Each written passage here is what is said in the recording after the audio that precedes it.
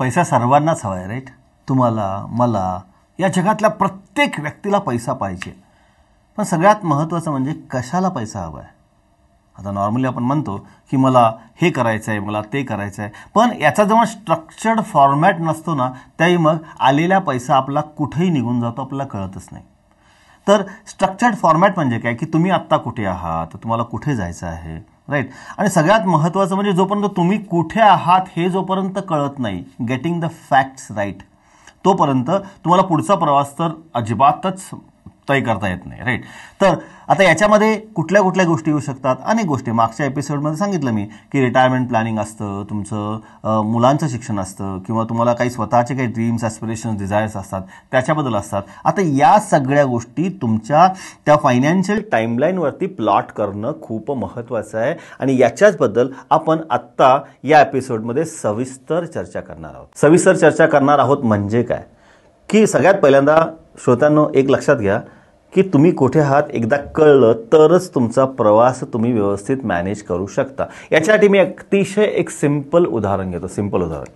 Suppose तुम्ही पुण्यामध्ये आहात आणि तुम्हाला सांगितलं गेलं की उद्या सकाळी बरोबर 10:30 वाजता दादर टीटीला पोचायचं आहे. आता तुम्ही पुण्यात कुठे आहात याच्यावरनं तुम्हाला कधी निघायचं हे ठरवेल ना, किंवा काय स्पीडने जायचं हे ठरेल तुमचं.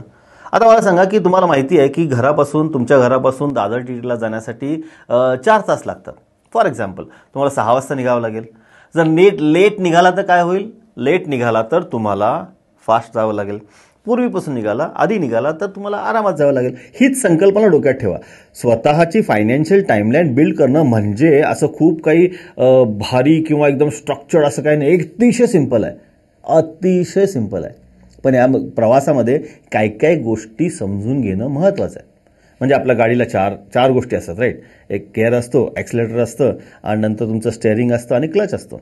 आता या 4ही गोष्टींचं योग्य ठिकाणी समन्वय साधणं खूप महत्त्वाचं आहे. आणि तसंच फायनान्शियल जगामध्ये जर माझी फायनान्शियल टाईमलाईन पॉवरफुल करायची असेल तर मला माझ्या आयुष्यामध्ये इन्फ्लेशनचा इम्पॅक्ट कसा होतो, माझा रिअल रेट ऑफ रिटर्न काय आहे, मी आत्ता कुठे आहे आणि मला माझ्या डेस्टिनेशनपर्यंत पोहोचण्यासाठी किती वेळ आहे, या 4ही गोष्टी समजणं खूप महत्त्वाचं आहे. Inflation plays a very very powerful role in a financial success.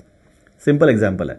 Petrol जर आत्ता 100 रुपये लिटर असेल आणि पेट्रोलचं इन्फ्लेशन 10% असेल तर काय होतं की पुढच्या वर्षी त्याची किंमत 110 रुपये होते आणि त्याच्या पुढच्या वर्षी 121 रुपये होते.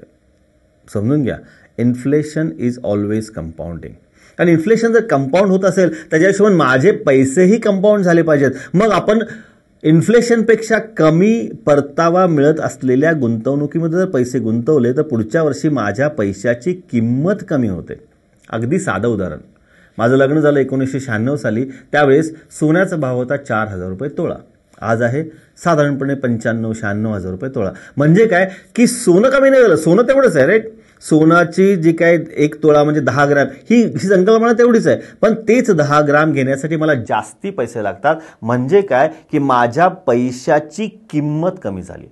It's all about the real rate of return. आणि बहुतांश वेळा मित्रांनो आपण आपली time value of money loss केलेली आहे.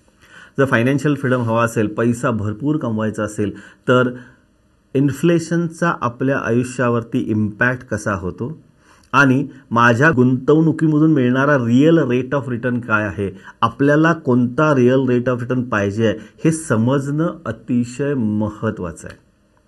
तर अशाच काही अनेक financial thought process, belief system, mindset किंवा तुमचा फायनान्शियल फिटनेस तगडा करण्यासाठीचे अनेक व्हिडिओ आम्ही BMJ ऑन एअर या चॅनलवरती सतत टाकत राहू.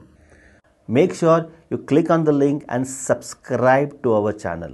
आणि नोटिफिकेशन बेल द्यायला विसरू नका, कारण नोटिफिकेशन बेल दिली तर पुढचा व्हिडिओ, माझा फायनान्शियल फिटनेसचा व्हिडिओ तुमच्यापर्यंत पोचण्यास मदत होईल.